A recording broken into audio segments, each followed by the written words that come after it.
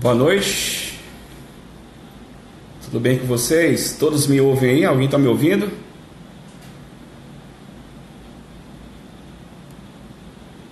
Oi. Tem alguém me ouvindo aí? Sim?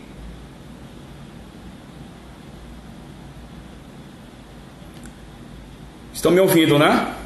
Tá bom o áudio? Ok. Obrigado pelo feedback, gente. Vamos aguardar aí um minutinho aí pro pessoal entrar, tá bom?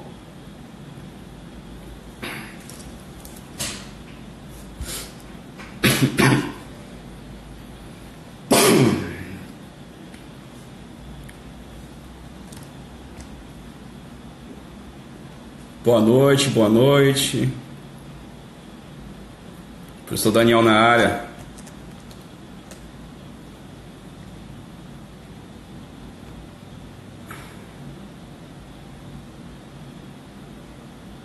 Tá ok, né?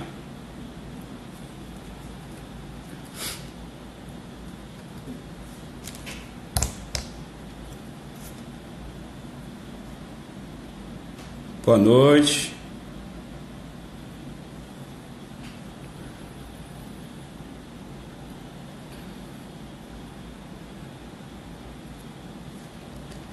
Vamos lá? Vamos iniciar. Pegue aí seu papel, sua caneta. Vamos fazer algumas anotações aí. Eu não tenho quadro, né? Quem é meu aluno sabe que eu gosto de rabiscar, né? Eu tô com uma canetinha aqui. Eu gosto de rabiscar demais, mas é ao vivo. Vamos lá. Vamos tentar aqui ajudar vocês aí o máximo possível, tá bom? O som tá legal, né? O som tá bom, gente. Tá, então vamos iniciar. Vamos valorizar quem chegou no horário, tá bom? Gente, boa noite novamente. Qual o intuito da live? Tá? O intuito da live é preparar o terreno para vocês, tá bom? A ideia não é tratar da lei de organização judiciária em seus detalhes, tá bom? Mas trazer uma compreensão, uma visão panorâmica do que vinha a ser essa lei de organização judiciária do Tribunal de Justiça do Estado do Maranhão. Qual a importância da live? É o seguinte: quem elaborou o CODOJ, né, o Código de Organização Judiciária do Estado do Maranhão, ou a Lei de Organização Judiciária, regimento interno, ele foi feito para pessoas de dentro do próprio Poder Judiciário Estadual. Ele não foi criado para pessoas de fora do Tribunal de Justiça. Então, qual é a consequência? O CODOJ, ele não trata de conceitos. São poucos os conceitos que nós temos no CODOJ, porque a maioria da parte do CODOJ dá a ideia de que você já tem um conhecimento de jurisdição, competência, tem já uma noção daquelas regras previstas na Constituição, na legislação infraconstitucional, por exemplo, no CPC, no novo CPC e no Código de Processo Penal, CPP, né? E fora as outras legislações extravagantes aí, que nós temos no nosso Brasil, que são várias. Então a ideia aqui é justamente preparar o terreno, trazer noções iniciais que quando você for estudar, adentrar no conteúdo, vai ficar a tua mente mais clara. Então minha ideia aqui é colocar um colírio no seu entendimento, na tua visão, para você compreender mais e mais essa noção do que vem a ser a Lei de Organização Judiciária. Então prepare o papel, a caneta aí. Essa ideia que eu vou passar para vocês, ela é, como eu falei, um terreno para toda disciplina. Código de Processo Civil, Código de Processo Penal, ela traz regras gerais, tá bom?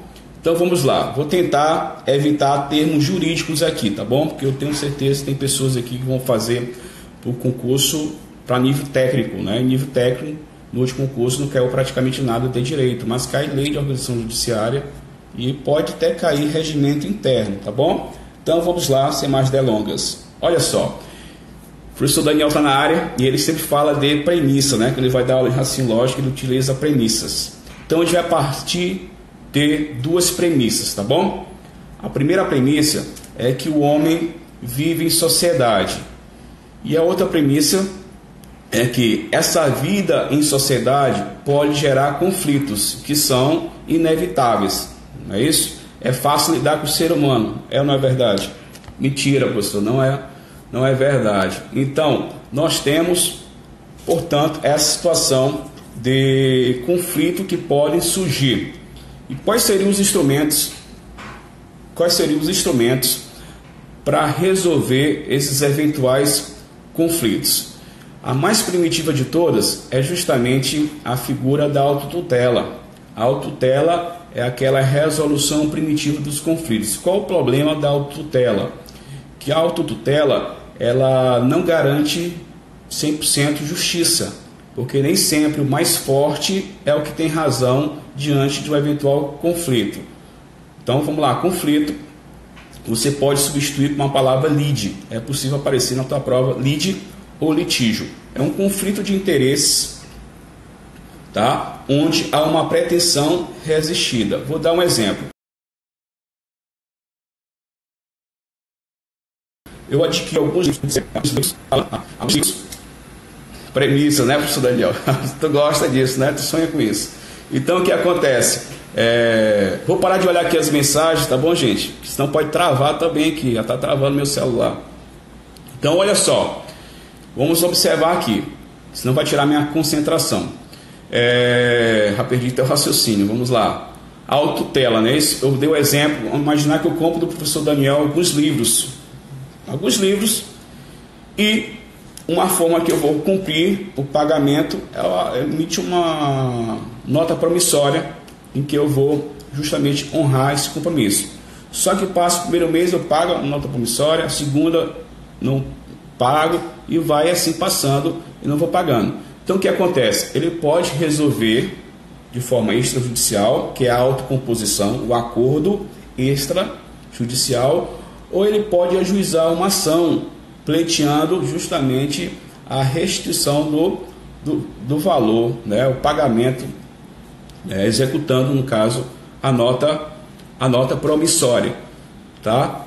Então, nesse caso, surgiu um conflito de interesse. Qual é? O professor Daniel, ele tem um direito de estar sendo lesionado, e essa pretensão dele de ser ressarcido está sendo resistida por mim. Então, resumindo, uma palavra, litígio, lide. Então, pode cair na sua prova essa palavrinha lide. Então, a autotutela é uma forma de resolução primitiva de conflitos.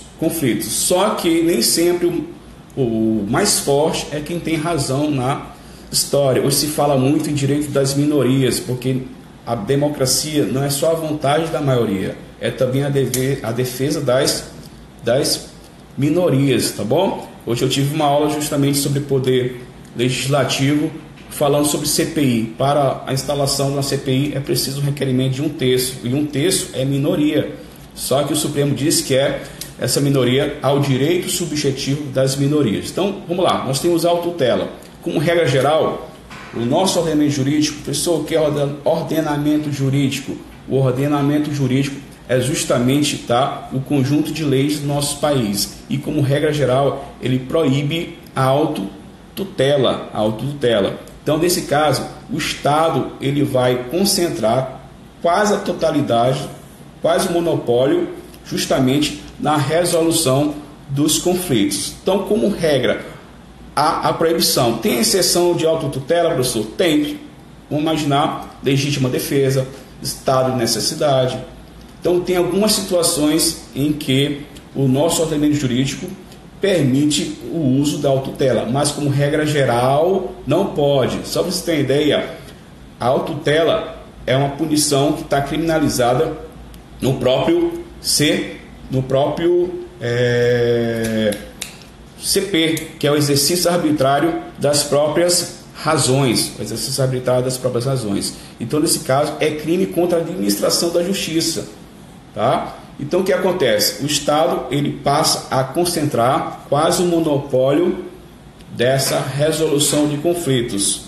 Então, o que acontece? O Poder Judiciário está lá no artigo 5º, se você quiser anotar, o artigo 5º, o inciso 35, vai dizer o seguinte: a lei não excluirá da apreciação do Poder Judiciário lesão ou ameaça a direito.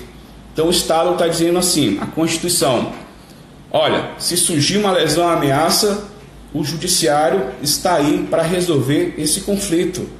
Então, ele passa a concentrar boa parte dessa resolução. Como eu falo boa parte? Porque existem situações que eu posso resolver fora do Judiciário.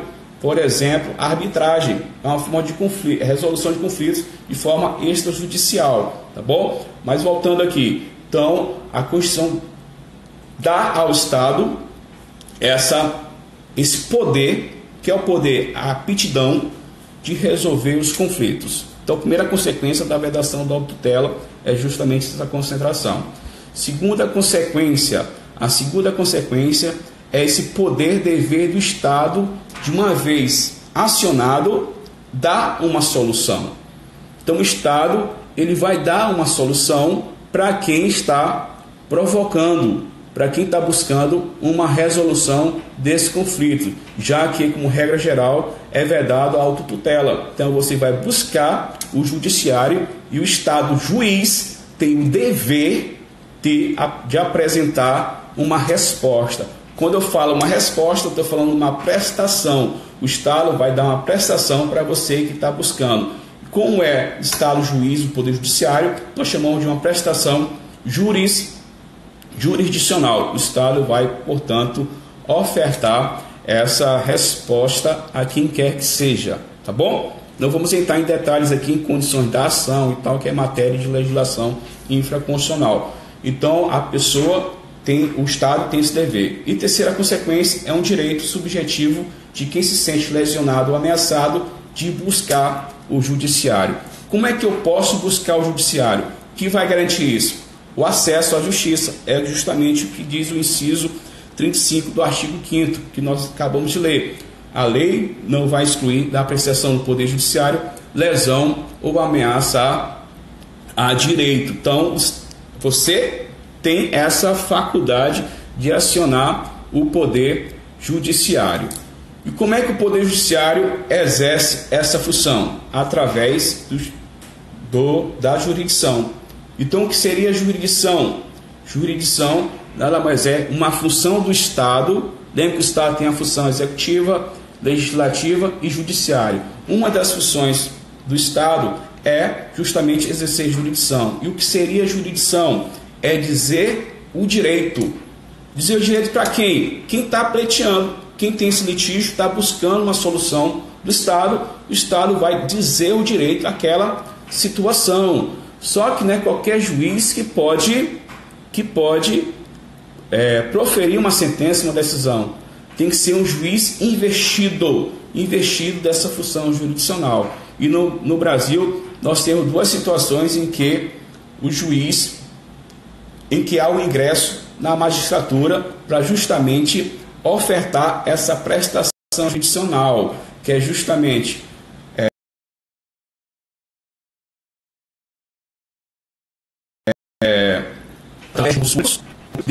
nossa situação é conhecendo as pessoas certas, que é a nomeação direta.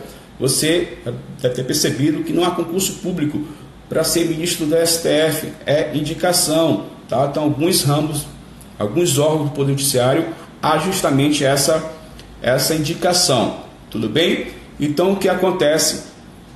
Não é qualquer juiz, o juiz tem que ser investido. O juiz, por exemplo, ele ingressou na magistratura por meio de concurso público. Quer dizer que ele está habilitado para julgar qualquer litígio que venha surgir no território brasileiro? Resposta: não, porque o Brasil, nós temos um povo e nesse povo, nessa vivência e sociedade, há conflitos. E para uma forma de organizar essa função jurisdicional, o que ocorre? A função jurisdicional, a função de dizer o direito, ela é fracionada. Então, nós temos o Poder Judiciário fracionado. O poder é um só, tá? A jurisdição é uma só que ela é detalhada. E nós temos como fenômeno desse fracionamento justamente a competência. Então, o que seria competência? Competência nada mais é, vamos encurtar aqui a conversa, vamos reduzir aqui a expressão, é justamente dizer o direito ao caso concreto. Então, jurisdição é dizer o direito. E competência é dizer qual é o direito no caso concreto. Qual o juiz, no caso concreto, que vai justamente dar essa prestação jurisdicional. Tudo bem? E como é que eu chego ao juiz competente? É importante saber quem é o juiz competente? Sim, a própria Constituição diz que eu e você só podemos ser processados e julgados por uma autoridade judiciária competente. Está na Constituição. Como eu defino a competência? Aqui nós temos etapas para chegar ao juiz do caso concreto. Então vamos pegar, portanto, o Brasil. No Brasil, o poder judiciário é dividido em órgãos. Primeiro, juiz de primeiro grau, primeira instância, nós temos juiz de direito, tá? Nós temos juiz federal, nós temos juiz do trabalho, juízes eleitorais, juntas eleitorais, juízes militares ou auditoria militar, primeira instância. Da decisão do juiz de primeiro grau, eu posso recorrer para um tribunal de segunda instância. Poder Judiciário Estadual, TJ, Federal, TRF, do Trabalho, TRT, Eleitoral, TRE. Na Justiça Militar não tem órgão, tempo de paz, não tem órgão de segunda instância. Da decisão do Tribunal de Segunda Instância, posso recorrer o STJ, tá? Se for uma matéria infraconstitucional da decisão do TJ, do TRF, eu posso recorrer para o STJ. Da decisão do TRT, eu vou recorrer para o TST. Da decisão do TRE, vai anotando aí, gente, do TRE para o TSE, e da decisão do juiz militar, auditoria militar, eu vou entrar com recurso lá para o STM, Superior Tribunal Militar. E da decisão desses tribunais que eu acabei de mencionar, tribunais superiores, eu posso recorrer também para o Supremo Tribunal Federal, Supremo Tribunal Federal. Então, nós temos todo um fracionamento da competência. Como eu posso definir? Primeiro, eu tenho que verificar se a causa é de competência do Supremo Tribunal Federal. Por exemplo, deputados, está na moda aí, deputados federais, senadores, cometem crime comum. Eles vão ser processados aonde? Vocês sabem, Supremo Tribunal Federal. Então, a Constituição, ela é uma base para definir qual é o juízo competente para processar, o foro competente para processar certas pessoas. No caso, deputados federais e os senadores, eles são processados e julgados diretamente no Supremo Tribunal Federal. Vou imaginar que não é uma causa do STF, é uma causa, se não é do STF, vamos analisar se um tribunal superior tem competência. Não é competência originária do STJ, não é matéria trabalhista, não é matéria eleitoral, não é matéria militar, nem âmbito federal. Então, não tem ninguém lá na história. Vamos analisar agora qual é o tribunal, qual é o órgão que vai processar e julgar aquela matéria. Não é justiça especializada, então nós tiramos Justiça do Trabalho, Justiça Eleitoral e Justiça Militar. Não é matéria federal, então vamos para a Justiça Estadual Comum. Só que a Justiça Estadual Comum, ela é formada pelo juiz de direito na primeira instância e os TJs em segunda instância. A gente tem que analisar se há competência do TJ na matéria. Se não há competência do TJ, aí nós vamos analisar se há competência no juiz do primeiro grau, juiz de primeiro grau. Qual o juiz de direito? Como a gente vai definir qual o juiz de direito de primeira instância do Brasil a processar? Quando eu falo juiz de direito, eu estou falando justamente da Justiça Estadual Comum. Quem é esse juiz competente? Tá? Então a gente vai analisar a Constituição, depois a Constituição traz regras gerais. Vamos analisar a legislação infraconstitucional, o CPC, ou Código de Processo Penal. A gente vai analisar o que? A Lei de Organização Judiciária dos Estados, no caso do Estado do Maranhão. Para que serve, portanto, a Lei de Organização Judiciária? Para que serve? Qual o contexto dela? É justamente, gente, para definir quem é um juízo competente para apreciar a causa, seja o juiz de direito ou o tribunal de justiça. A lei de organização judiciária do Estado do Maranhão, ela vai definir quem é o juiz competente para apreciar a causa dentro do Estado do Maranhão. E o Estado do Maranhão, para organizar isso, ele é fracionado em quê? Aí vamos adentrar aqui justamente a lei de organização judiciária. Está lá no artigo, deixa eu localizar aqui, no artigo 6º, anote aí, da lei de organização judiciária do Estado do Maranhão. Ele vai dizer, olha, o território do Estado do Maranhão, para efeitos da administração da justiça comum, efeitos da administração, para dizer quem é o juiz que vai julgar a causa, quem é o juiz competente. Divide-se em comarcas, termos judiciários e zonas judiciárias. Então, o Estado do Maranhão, ele é dividido em comarcas, e nessas comarcas nós temos juízes de direito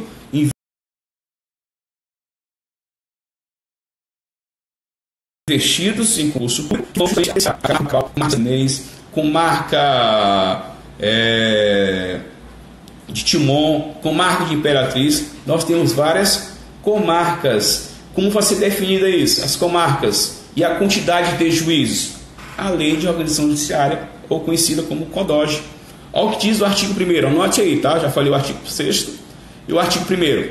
O artigo 1º diz assim: este código regula a divisão e organização judiciárias do Estado do Maranhão, compreendendo a constituição, estrutura, atribuições e competências dos tribunais, juízes e serviços auxiliares da justiça.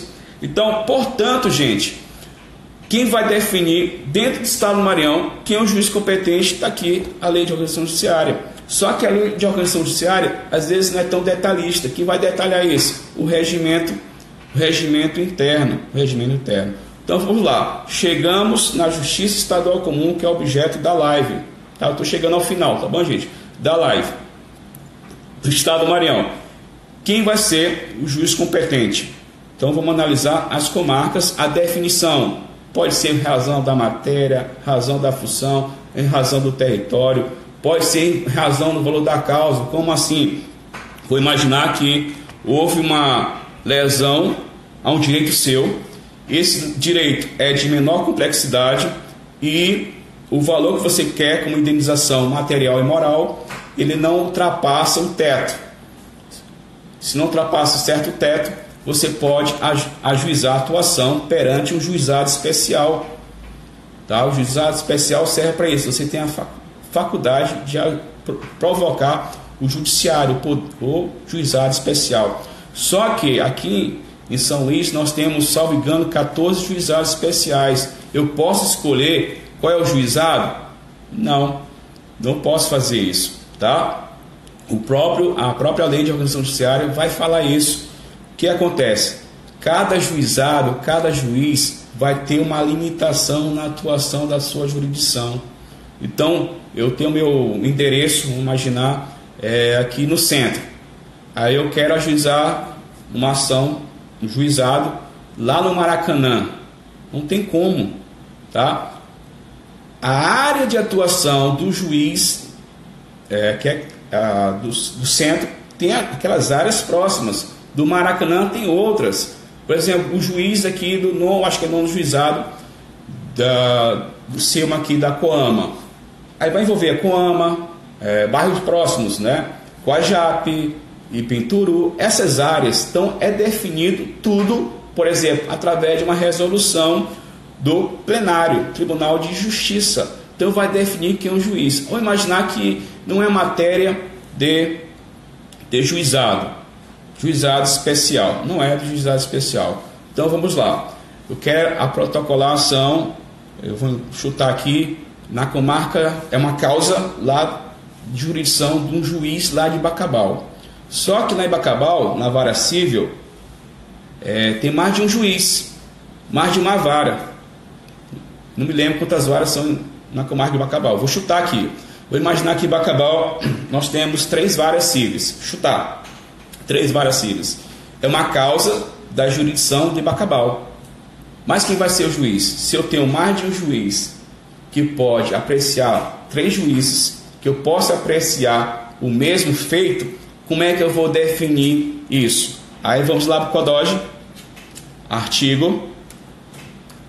Estou anotando aí, gente, os artigos, é interessante, tá? Não é por esporte não, tá? Para você anotar, para você dar uma lida depois.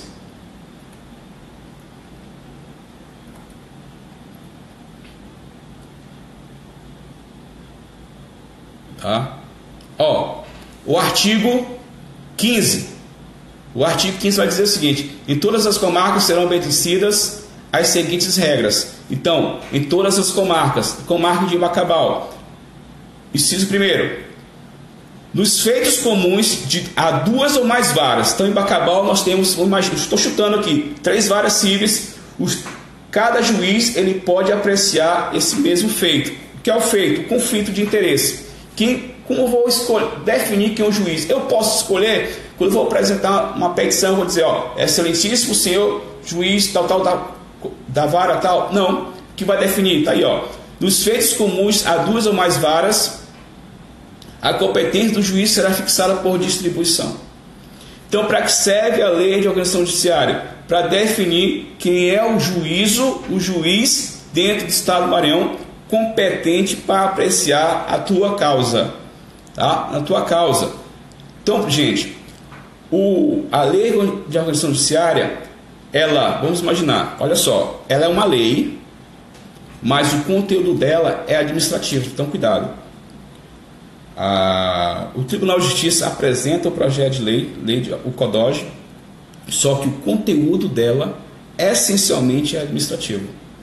Lá vai justamente detalhar essas situações. Então, quando você se deparar com a lei de organização judiciária, o que você vai estudar? Você vai estudar justamente essa distribuição, essa organização. Todo lugar no estado do Maranhão tem uma comarca? Não. Olha o que diz o artigo 6º. O artigo 6º. Deixa eu localizar aqui, tá, gente? O artigo 6º. Vai falar: o território do Estado, para os efeitos da administração da justiça comum, divide-se em comarcas termos. Tá? O que é um termo? O termo ele está subordinado a uma comarca. Então, o juiz de Bacabal, a comarca de Bacabal, vou chutar aqui, eu não sei se Olho d'Água das Cunhãs é comarca. Se não fosse, vamos imaginar que não é comarca, vai ficar sem solução. Vamos imaginar um conflito lá em Olho d'Água das Cunhãs, vai ficar sem apreciação, sem uma resposta judicial? Resposta: não. Quem vai ser o juiz? Juiz da comarca bem próxima, no caso, termo judiciário, Olho d'Água das Cunhãs. Quem vai responder para o Olho d'Água das Cunhãs? A comarca de Bacabal. Então, perceba bem, é possível que um termo venha se tornar uma comarca. Aqui a lei de organização judiciária vai definir quais os critérios para a criação de comarcas. Então, muito cuidado. Nesse momento, dê uma lida no artigo 6º da lei de organização judiciária. Esse artigo 6º da divisão judiciária está no top do artigo mais cobrados em concursos públicos, porque fala da organização interna do poder judiciário. E olha só, como fica mais fácil a compreensão da lei de organização judiciária. Está chegando ao final. Artigo 2º. Olha o que diz o artigo 2º. Compete ao Poder Judiciário Estadual a apreciação de qualquer lesão ou ameaça de direito que não esteja sujeita à competência de outro órgão jurisdicional. Se está definido que a competência de outro órgão jurisdicional, o Poder Judiciário Estadual não pode. Ele pode atuar dentro do próprio território do Estado do Maranhão, dentro do território do Estado do Maranhão. Então, gente, o CODOJ, ou a Lei de Organização Judiciária do Estado do Maranhão, ele vai limitar a atuação do juiz. Tá bom? Essa é a palavra, a expressão-chave. A Lei de Organização Judiciária vai definir o alcance do juiz, aquele juiz que foi investido na sua jurisdição. Como estudar o CODOJ? tá? Dica final, então a ideia é essa. E como você vai estudar o CODOJ? Você vai estudar artigo por artigo? Não.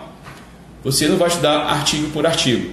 Você vai estudar dentro dessa linha que eu falei para vocês. Você vai estudar logo o artigo, anote aí os artigos. Bom, o artigo 2º, anote aí, o artigo 2º, você vai estudar a princípio o artigo 2º, depois eu posso colocar para vocês os artigos, mas de início, o artigo 2º, você vai estudar o artigo 6º,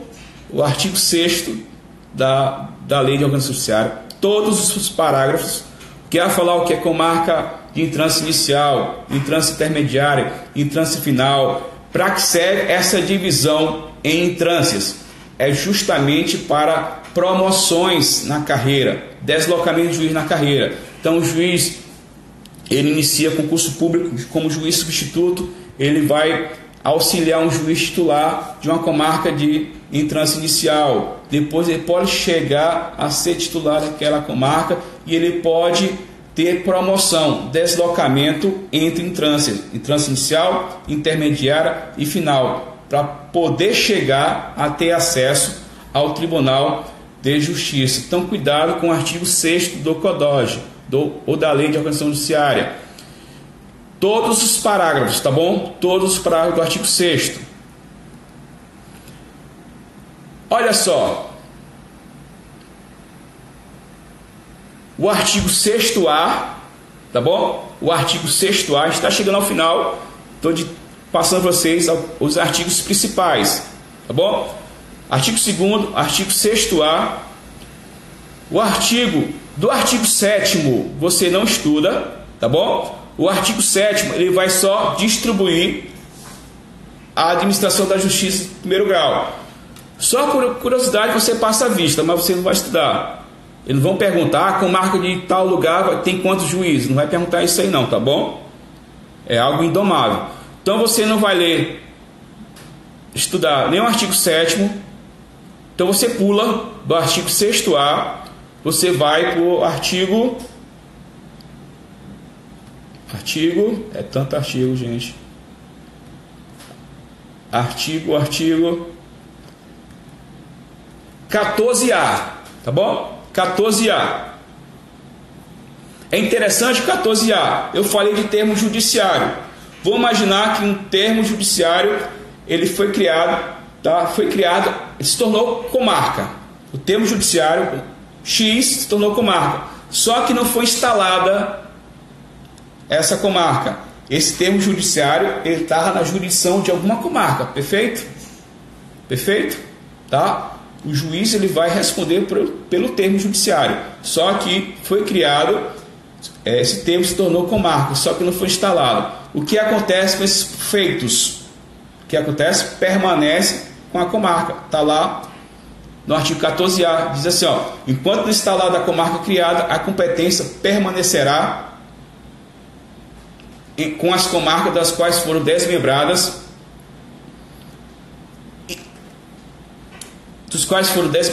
os termos judiciários da nova comarca, tá bom? Então cuidado com o artigo 14A.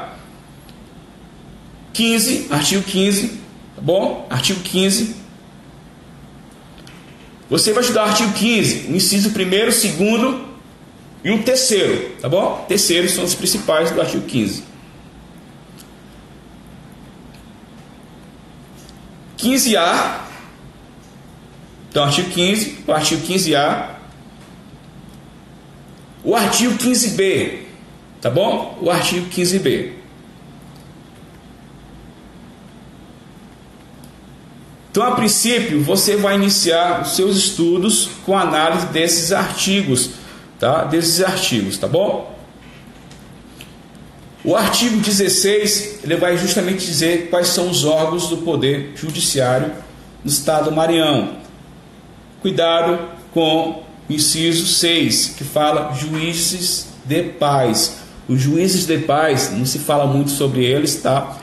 Mas o próprio Supremo Tribunal Federal já reconheceu como pertencente ao Poder Judiciário, mas não exerce função jurisdicional, tá bom? É aquela mesma situação do CNJ, pertence ao judiciário, mas ele não exerce jurisdição, tá? O CNJ não dá prestação, não realiza a prestação jurisdicional. Então cuidado com o artigo 6º. O artigo 6º. Então, gente, a gente vai dar uma parada por aqui até o artigo 16. Então, falei desses principais artigos em uma outra live. Eu posso mencionar outros artigos para vocês estudarem, tá bom? Então, cuidado com o artigo. Vamos lá, recapitulando. Todo mundo anotou aí? Quem pode colocar aí para gente? O artigo 2º, muito importante. O artigo 2º. O artigo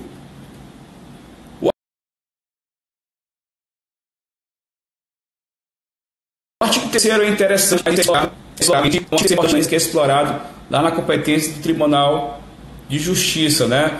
É justamente a reserva de plenário. Mas a princípio você não estuda esse artigo, tá bom? Quando em uma outra live, quando eu falar justamente dos próximos artigos, eu vou detalhar para vocês isso, tá bom?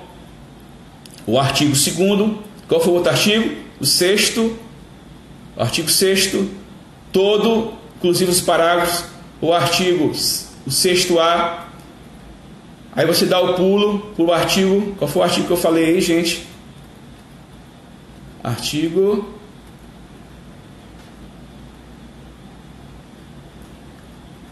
14A. 14A, o artigo 15,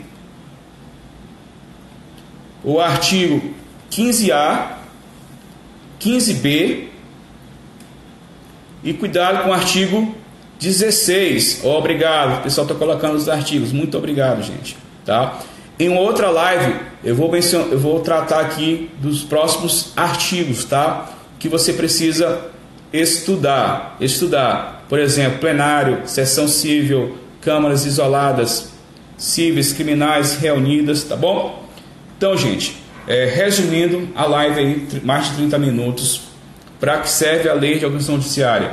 Ela define quem é o juiz competente dentro do estado do Maranhão, qual o juiz, de qual comarca ele vai responder. Então, concluindo, a lei de organização judiciária, ela dá a medida da atuação de um juiz, no caso concreto. Naquilo que não é, aquilo que é omisso à lei de organização judiciária, o regimento interno ele vai detalhar isso. Então, gente, é isso. Alguém perguntou, não lembro quem foi a pessoa, sobre a apostila, né? Sim, está elaborando uma apostila justamente para facilitar os teus estudos. Tudo bem, gente? Então, espero que vocês tenham gostado da live. Não tem como esgotar a matéria. O intuito é preparar o terreno para você estudar quando você bater os olhos na lei. Para quem não tem, alguém aí não tem a lei? Alguém não tem a lei complementar 1491? Alguém não tem? Se não tiver, manda aí um direct, tá bom? Que a gente providencia essa lei atualizada, tá? Com alterações já de 2019. Joinha? Eu não quero que você erre questão de lei de organização judiciária. Você não pode errar. Você está proibido errar isso, tá bom? 10% das questões é justamente sobre o CODOJ, a Lei de Organização Judiciária do Estado do Maranhão. Queria estar mais com vocês aí, tá? Mas eu quero deixar vocês estudando outras matérias. Então anote, dê uma lida. Eventual dúvida, pode me chamar o professor Carlos Andos, que a gente quer facilitar o teu estudo. Não precisa estudar todos os artigos da Lei de Organização Judiciária. Não há necessidade, tá bom? E aqui a gente vai te ajudar aquilo que você vai priorizar dentro da nossa experiência em concursos públicos. Ok, gente? Um forte abraço e até a próxima. Beijão!